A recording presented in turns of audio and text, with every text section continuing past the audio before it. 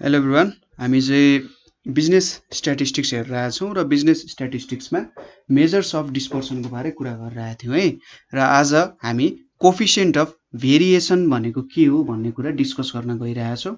यसले स्ट्यान्डर्ड डेभिएसनमा एकदमै ठुलो रोल खेलिरहेको हुन्छ कोफिसिएन्ट अफ भेरिएसनले है। सो यसको डेफिनेसनतिर जाउँ। सिम्पल डिफाइन गर्नुपर्दा कोफिसिएन्ट अफ भेरिएसन अथवा यसलाई चाहिँ कोफिसिएन्ट अफ भेरिएन्स भनेर पनि भन्छ। र कोफिसिएन्ट अफ भेरिएन्स भनेको चाहिँ के हो? रेसियो अफ स्ट्यान्डर्ड डेभिएसन, ठीक छ, ratio of standard deviation to के हो त मिन अथवा एरिथमेटिक मिन। सिम्पल टर्म्समा भन्दा यो बुझिन्छ। अब हामी वर्ड बाई वर्ड जाउँ। कोफिसिएन्ट अफ भेरिएसन, भेरिएसन भनेपछि के भयो? चेन्जको कुरा आयो है। भेरिएसन भनेको चेन्जको कुरा आयो। सो यस्तो कोफिसिएन्ट जसले चाहिँ चेन्जलाई रिप्रेजेन्ट गर्छ त्यो भनेको कोफिसिएन्ट अफ भेरिएसन हो। अब स्ट्यान्डर्ड डिभिएसन आफैमा एउटा एब्सोल्युट के हो त मोड अफ डिस्पर्सन हो। यसले चाहिँ एब्सोल्युट डिस्पर्सनलाई क्यारी आउट गर्छ है। Absolute measure of dispersion, absolute measure of dispersion भनेपछि यसले टोटालिटीमा कति डिस्पर्सन भएको भनेर दिन्छ।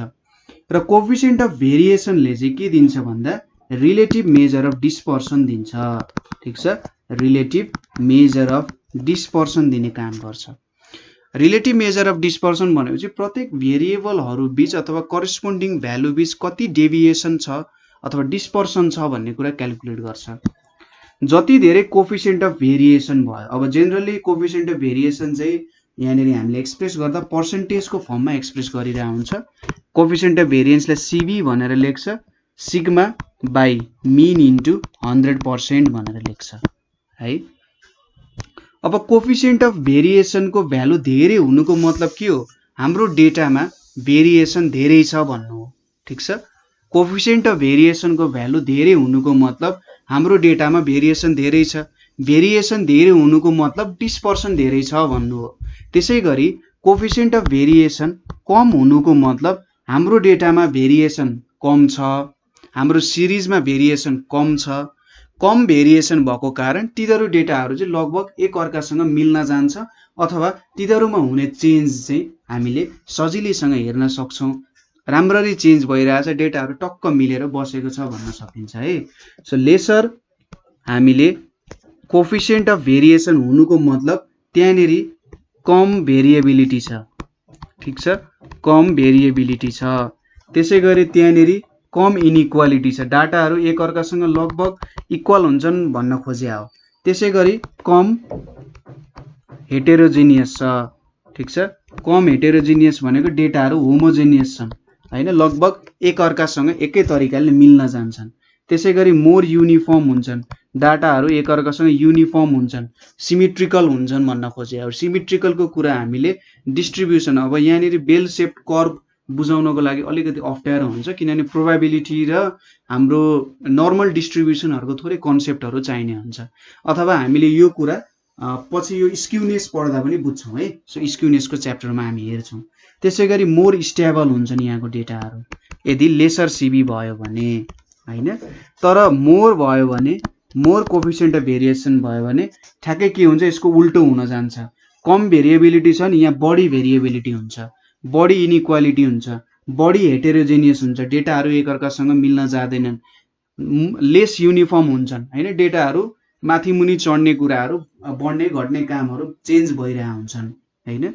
सो यदि हामीले यो भनेको दुईटा डेटाहरूसँग कम्पेयर गर्न सजिलो भयो अब हैन। दुईटा डेटाहरू हेर्छौँ हामीले, त्यो दुईटा डेटामा कुनको कोफिसिएन्ट अफ भेरिएन्स ज्यादा छ त्यो डेटा लेस युनिफर्म भयो। जसको लेस कोफिसिएन्ट अफ भेरिएन्स छ त्यो डेटा मोर युनिफर्म हुने भयो हैन। यसको एउटा सानो एक्जाम्पल लिएर गर्दाखेरि सायद हामीलाई बुझ्न अझै सजिलो हुन्छ होला। सपोज यहाँनिर मसँग नम्बर अफ वर्कर्सहरू छन् है, नम्बर अफ के वर्कर्सहरू छन् र अब यहाँनिर मैले क्याल्कुलेट गर्नुपर्ने छ कोफिसिएन्ट अफ भेरिएन्सहरू कति हुन्छन् भन्ने कुराहरू क्याल्कुलेट गर्नुपर्ने छ। र मसँग फर्म ए र फर्म बी छ भन्न खोजेको, दुईटा कम्पनी छ भनेर मानौँ। सपोज कम्पनी ए मा नम्बर अफ वर्कर्स 500 छन्, कम्पनी बी मा 600 छन्। तिनीहरूको एभरेज वेज अथवा यिनीहरूको एरिथमेटिक मिन दिए जस्तो भयो। यिनीहरूको एभरेज वेज भनेको फर्म ए को मान्छेको 1500 छ, यतापट्टि 1550 छ। त्यसै गरी variance in distribution of wage, ठिक छ, यिनीहरूको भेरिएन्स कति छ इन वेज, डिस्ट्रिब्युसन इन वेजमा भन्दा यहाँनिर 100 छ, यहाँनिर 121 रहेछ।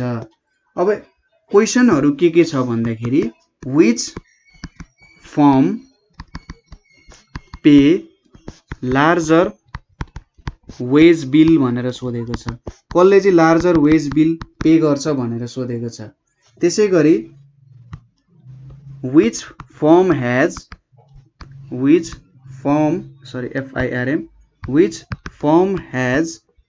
greater variability in individual wages, individual वेजेसमा कसको चाहिँ धेरै भेरिएबिलिटी छ भनेर सोधेको छ, ठिक छ। र एभरेज वेज र भेरिएन्स कति हुन्छ यदि हामीले दुईटै डेटालाई सँगै लियौँ भने, अथवा त्यही कुरा गरौँ। यहाँनिर के सोधेको छ, average wage and variance if both firm are taken together. अब हेरौँ है त, तपाईँले क्वेसन्सहरू बुझिसक्नु भयो। अब यहाँनिर number of workers, suppose firm A को लागि मैले एनए लिए, नम्बर अफ वर्कर्स 500 छ। त्यसै गरी फर्म बी को लागि नम्बर अफ वर्कर्स 600 छ। त्यसै गरी एभरेज अथवा मिन अफ फर्म ए भनेको 1500 भयो, मिन अफ फर्म बी भनेको 1550 भयो। त्यसै गरी भेरिएन्स अफ ए भनेको स्ट्यान्डर्ड डेभिएसनको स्क्वायर हुन्छ, यो 100 भयो। यतापट्टि स्क्वायर भनेको 121 भयो। यसको मतलब स्ट्यान्डर्ड डेभिएसन भनेको 10 भयो, यहाँनिर स्ट्यान्डर्ड डेभिएसन बी को 11 हुन गयो। पहिलो क्वेसनले के सोधिरहेछ, which firm pays larger wage bill भन्नुको मतलब यहाँनिर कसले चाहिँ धेरै पैसा दिइरहेको छ आफ्नो वर्कर्सहरूको लागि भेट्नु भनेर सोधिरहेछ। सो यसको लागि हामीले के क्याल्कुलेसन गर्न सक्छौँ भने नाउ फर फर्म ए के क्याल्कुलेट गर्नु पर्यो भन्दा समेसन एक्स ए र summation x B. Summation x A ले के दिन्छ, फर्म ए ले टोटल कति पैसा दिँदो रहेछ आफ्नो सबै वर्कर्सहरूलाई, र समेसन एक्स बी ले के दिन्छ, टोटल कति पैसा दिन्छ फर्म बी ले आफ्नो वर्कर्सहरूलाई। यसको क्याल्कुलेसन गर्नु त सजिलो छ। मिन भनेको के हो, summation x A by NA हुन्छ, और summation x A is equals to यो भनेको 1500 इन्टु एनए भनेको कतिवटा वर्कर्स छन्, 500 छन्। 15 5 जा 75, यहाँनिर 1 2 3 4 हैन, 7,50,000। त्यसै गरी फर फर्म बी को लागि पनि यही क्याल्कुलेसन गर्नु पर्यो। Mean of B is equals to summation x B by N B, और यहाँनिर के हुने भयो, समेसन एक्स बी भनेको मिन अफ बी भनेको कति छ हामीसँग यहाँ 1550 छ। 1550 इन्टु एन बी भनेको कति छ त हाम्रो 600 छ है। यो भ्यालु कति आउने भयो त भन्दा 930000 भनेपछि 9,30,000 आउने रहेछ। यहाँबाट के थाहा पाइयो त हामीले, firm B pays larger wage bill हैन। यसले चाहिँ सबै वर्कर्सलाई फर्म बी ले क्याल्कुलेट गर्दाखेरि firm B pays larger wage bill भनेर हामीलाई थाहा भयो है। सो हाम्रो ए नम्बरको क्वेसन चाहिँ फर्म बी हुँदो रहेछ। अब अर्को क्वेसन के सोधा छ, which firm has greater variability in individual wages. So यहाँनिर कसमा चाहिँ धेरै भेरिएसन छ इन्डिभिजुअल वर्कर्सहरूलाई दिँदाखेरि, कसको स्यालेरीमा हेर्दाखेरि यसो हेर्दाखेरि धेरै भेरिएन्स देखिन्छ भन्ने कुरा सोधिरहेछ। कसरी क्याल्कुलेट गर्ने भन्दा भेरिएन्स क्याल्कुलेट गर्ने।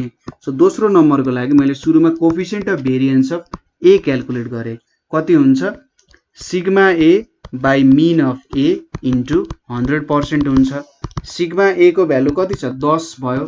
त्यसै गरी मिन भनेको 1500 छ इन्टु 100%, यहाँनिर कति आउँछ 0.67% आउँछ। त्यसै गरी coefficient of variance of B भनेको कति आउँछ, sigma B divided by mean of B into 100% आयो। यो भ्यालु कति आउँछ 11/100 1550 इन्टु 100% भनेको कति आयो 0.71% आयो।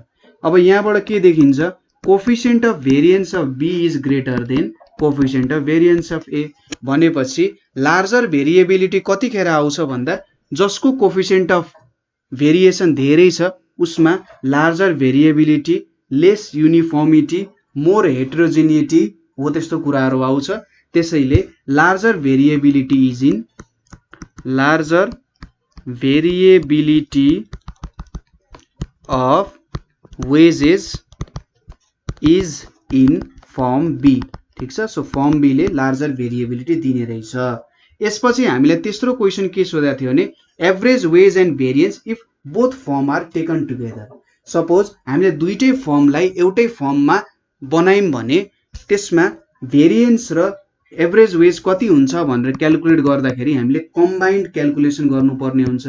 सो सुरुमा हामीले कम्बाइन्ड एभरेज वेज क्याल्कुलेट गरौँ। कम्बाइन्ड एभरेज वेज कति हुँदो रहेछ भनेर क्याल्कुलेसन गरौँ। यो भनेको XAB हुन्छ, यसको भ्यालु भनेको NA into mean of A plus NB into mean of B हुन्छ। यहाँनेरि NA प्लस NB हुन्छ। NA को भ्यालु 500, मिन अफ A को भ्यालु 1500 प्लस NB को भ्यालु 600, यहाँनेरि 1550 डिवाइडेड बाई 500 प्लस 600 हुने भयो। यसको भ्यालु कति आयो त 1527.27 आउँछ। त्यसैले हामीले दुईटै फर्मलाई कम्बाइन गर्यौं भने एभरेज वेज भनेको 1527.27 हुने रहेछ। त्यसैगरी कम्बाइन्ड भेरिएन्स भनेको के हुन्छ हामीले अघिल्लो भिडियोमा कसरी हामीले कम्बाइन्ड स्ट्यान्डर्ड डेभिएसन भेट्न सकिन्छ भनेर हेरिसकेका छौं। त्यो भिडियो एकचोटी हेर्नु होला। यहाँनेरि सिग्मा स्क्वायर AB हुन्छ is equals to NA sigma A को स्क्वायर प्लस डेभिएसन अफ A को स्क्वायर प्लस NB सिग्मा B को स्क्वायर प्लस डेभिएसन अफ B को स्क्वायर divided by NA plus NB हुने भयो। अब यहाँनेरि भ्यालुजहरु कति आउँछ यो भनेको 500 आउँछ। सिग्मा A को स्क्वायर भनेको 100 भयो। डेभिएसन अफ A कसरी भेट्नुहुन्छ भन्दा तपाईले डेभिएसन अफ A भेट्ने तरिका भनेको sigma mean of A minus mean of AB यसरी क्याल्कुलेसन गरेर भेट्ने। DB भनेको mean of B minus mean of AB गरेर भेट्ने हैन। यसरी DA र DB भेट्नुहुन्छ। DA को भ्यालु भनेको हाम्रो लगभग यहाँनेरि DA को भ्यालु -27.27 आउँछ र DB को भ्यालु 22.23 आउँछ। अब यसलाई -27.27 ले स्क्वायर गर्ने हो भने 743.65 आउँछ है। र यतापटि 121 छ प्लस 516.65 आयो। यतापटि तल 500 प्लस 600 छ, यसको भ्यालु आउँछ 731.29 आउँछ है। यसरी हामीले यो प्रब्लमलाई सल्भ गर्यौं र जेनरली यस्तै खालको प्रब्लम्सहरु धेरै चोटी सोधिरा हुन्छ है। ठीक छ यो प्रब्लम्सहरु तपाईहरुले यसो चेक गर्नु होला कसरी के क्याल्कुलेसन गर्न सकिन्छ भन्ने कुराहरु है। त्यसपछि अर्को एउटा क्वेशन्स आउन सक्छ। अर्को मैले यहाँनेरि क्वेशन्स लिए। यो क्वेशन्सले पनि दुईटा कुराहरु नै कम्पेयर गरिरहेछ है। दुईटा कुराहरु हामी यहाँनेरि कम्पेयर गर्न गइरहेछौं। सपोज कस्तो कम्पेरिजन हुन सक्छ भने हामीसँग यहाँनेरि sample of 60 cars of 2 makes P and Q हैन is taken क्वेशन लेख्छु बुझाइदिहाल्छु and their average running life in years is recorded as follows है। यहाँनेरि एउटा रेकर्ड छ हामीसँग। यतापटि लाइफ छ इन इयर्स, त्यसैगरी यहाँनेरि मेक P छ, त्यसैगरी यहाँनेरि मेक Q भनेर छ। अब 0 to 2, 2 to 4, 4 to 6, 6 to 8 र 8 to 10 छ। यहाँनेरि 8 12 यहाँनेरि 12 हो, यो चाहिँ 12 भयो। यहाँनेरि 22, यहाँनेरि 14, यहाँनेरि 4 छ। यतापट्टि 10 छ, यतापट्टि 14 छ, यहाँनेरि 19 छ, यहाँनेरि 12 छ, यहाँनेरि 5 छ। त्यसै गरी यहाँनेरि क्वेशन के छ भन्दा find the mean life of each make. Find the mean life of each make भनेर सोधिरहेछ। पी र क्यू को एउटा मीन लाइफ भेट भनेर सोधिरहेछ। दोस्रोमा के सोधिरहेछ, which make shows greater consistency in performance, greater consistency in performance and why भनेर सोधेको छ। अब कन्सिस्टेन्सी को कुरा आइसकेपछि तपाईहरुले के बुझ्नु पर्यो, यहाँनेरि हाम्रो भेरिएन्स को कुरा सोधिरहेछ यसले हैन। मेक पी र मेक क्यू ले अब सायद कम्पनीहरु हुन् पी र क्यू हैन, र तपाईले यो दुईटा कम्पनीको हेर्नुभयो भने यसरी 60 वटा कार बनाउँदो रहेछन् है पी र क्यू ले। र इधरको लाइफ चाहिँ अब 0 to 2 इयर्स थाम्ने पी ले बनाउने 8 वटा कारले थाम्दो रहेछ भने 0 to 2 इयर्स थाम्ने क्यू को 10 वटा कार, र त्यही अनुसार दिएको छ यहाँनेरि है। यति इयर्सहरु सम्म थाम्दो रहेछ यति कारहरुले। अब दुईटै लाइफ जुन पी र क्यू छ तिनीहरुको कारको मीन लाइफ कति हुन्छ भनेर सोधिरहेछ। सो सुरुमा हामीले दुईटैको मीन लाइफ कति हुन्छ भनेर छुट्टा छुट्टै निकाल्नु पर्यो हैन। अब पी र क्यू कै निकाल्नु पर्यो यहाँनेरि। सो हामी के गरौँ भन्दा पी र क्यू को छुट्टा छुट्टै टेबल बनाऊ र त्यो टेबलमा हामी मीन लाइफ पनि क्याल्कुलेट गरौँ हैन, र कोएफिसिएन्ट अफ भेरिएन्स पनि क्याल्कुलेट गरौँ। ठीक छ, दुईटै क्याल्कुलेट गरौँ। सो मैले यहाँनेरि सुरुमा यतापट्टि लाइफ लिए, इयर लिए यहाँनेरि हैन। यहाँनेरि सपोज 0 to 2, 2 to 4, 4 to 6, त्यसै गरी 6 to 8 भनेर छ, अनि यहाँनेरि 8 to 10 भनेर पनि छ है। त्यसै गरी यहाँनेरि अब मेक पी भनेपछि यो एउटा फ्रिक्वेन्सी भयो। सो 0 to 2 इयर्स बाँच्ने कतिवटा कारहरु चाहिँ चल्दो रहेछ भन्दा 8 वटा, 2 देखि 4 वर्षसम्म थाम्ने 12 वटा, 4 देखि 6 वर्षसम्म थाम्ने 22 वटा, 6 देखि 8 को 14 वटा, र 8 देखि 10 वर्ष थाम्ने 4 वटा। र अगाडि क्वेशनमै दिइसक्यो टोटल 60 वटा कार भनेपछि n को भ्यालु यहाँ 60 भयो। अब मैले त यहाँ मीन क्याल्कुलेट गर्नुपर्ने छ भनेपछि यो मिड भ्यालु क्याल्कुलेट गर्नुपर्ने हुन्छ हैन मीन को लागि। सो 0 + 2/2 भनेको 1, 2 + 4/2 भनेको 3, 4 + 6/2 भनेको 5, 6 + 8/2 भनेको 7, 8 + 10/2 भनेको 9 आउन गयो। अब यहाँनेरि एफएक्स क्याल्कुलेट गरौँ हैन। एफएक्स क्याल्कुलेट गर्दा यहाँ 8 आयो, यहाँ 36 आयो, यहाँनेरि 5 2 जा 10, 5 2 जा 10 11, 7 4 जा 28, यहाँनेरि 98, 9 4 जा 36 आयो। र एफएक्स स्क्वायर पनि क्याल्कुलेट गरौँ किनभने हामीले स्ट्यान्डर्ड डेभिएसन पनि क्याल्कुलेट गर्नुपर्ने छ के को लागि, कोएफिसिएन्ट अफ भेरिएन्स को लागि। 8 * 1 स्क्वायर भनेको 8, 12 * 3 को स्क्वायर भनेको 12 * 9 भनेपछि 108 आउने भयो। 22 * 25, 22 * 25 भनेको 550 आउँछ, र 14 * 7 को स्क्वायर भनेको 686, र 4 * 9 को स्क्वायर भनेको 324 आउँछ। अब यहाँनेरि समेसन एफएक्स भनेको 288 आउँछ, समेसन एफएक्स स्क्वायर भनेको यहाँनेरि 1676 आउँछ। सो अब यहाँनेरि हामीले मीन क्याल्कुलेट गरौँ। मीन भनेको के हुन्छ, सपोज हामीले ए भनेर लेख्यौं है यहाँनेरि, यो भनेको समेसन एफएक्स बाइ n भनेको 288 डिभाइडेड बाइ 60 भनेको चाहिँ 4.8 आउने भयो। त्यसै गरी स्ट्यान्डर्ड डेभिएसन अफ ए भनेको कति आउँछ, यहाँनेरि summation fx square by n minus summation fx by n को स्क्वायर। हामीले डाइरेक्ट मेथडबाट काम गर्यौं है। यहाँनेरि अब 1676 बाइ 60 माइनस यहाँनेरि 288 डिभाइडेड बाइ 60 को होल स्क्वायर हुन्छ, र यो भ्यालु चाहिँ 2.21 आउँछ। ठीक छ। यसपछि coefficient of variance of A calculate, sorry हामी पी पो हो त है, मेक पी हो, यहाँनेरि पी लेखौं, यो पी भयो, यो पनि पी भयो है। कति आउने भयो त, sigma P divided by mean of P into 100% हुने भयो। यो भनेको 2.21 by 4.8 into 100% भनेको कति आउँछ 46.04%। भनेपछि यहाँनेरि एउटा भ्यालु त हामीले क्याल्कुलेट गर्यौं, मीन लाइफ अफ मेक पी भनेको 4.8 इयर्स हुने रहेछ भनेर क्याल्कुलेट गर्यौं। यही क्याल्कुलेसन अब हामी के को लागि दोहोर्याउँ त भन्दा दोस्रो मेक क्यू को लागि तपाईले मैले अगाडि लेख्न छुटाए यहाँनेरि के लेख्नु भन्दा क्याल्कुलेसन माथि पनि यही लेख्नु होला, calculation of mean life and consistency in performance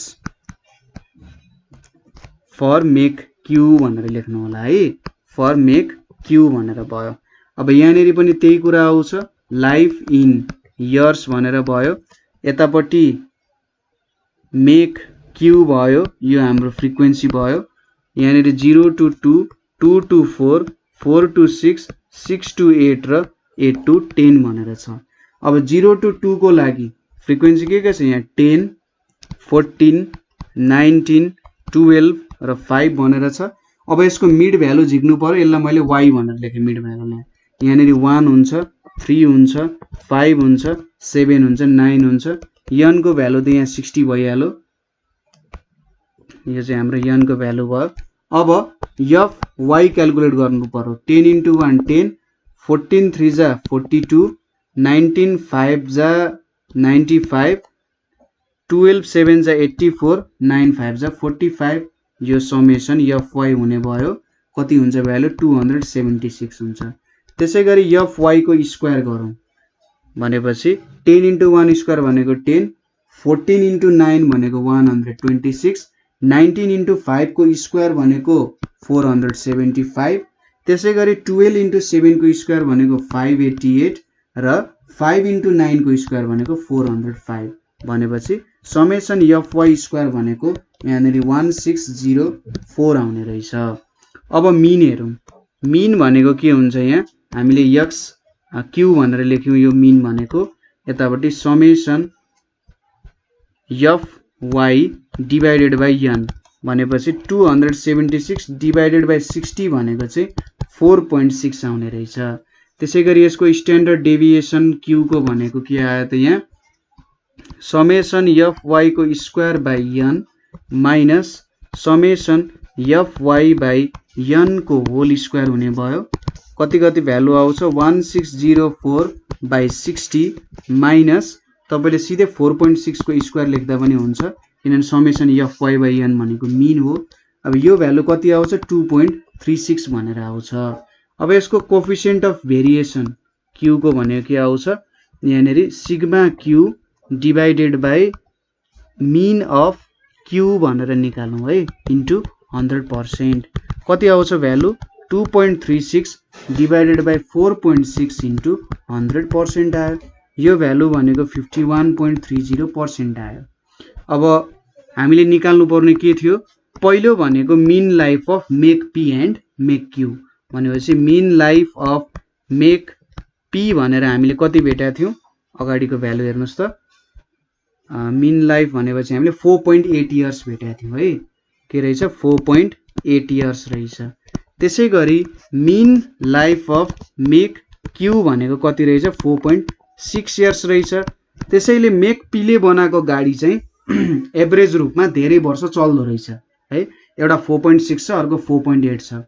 त्यसैगरी दोस्रोमा कसको पर्फर्मेन्स चाहिँ लामो समयसम्म राम्रो हुन्छ भन्दा कोफिसिएन्ट अफ भेरिएन्स हेरौं, coefficient of variance of P भनेको 46.04 थियो र यसको 51.30 छ, भनेपछि यसको कोफिसिएन्ट अफ पी को कोफिसिएन्ट अफ भेरिएन्स भनेको क्यू को भन्दा थोरै छ।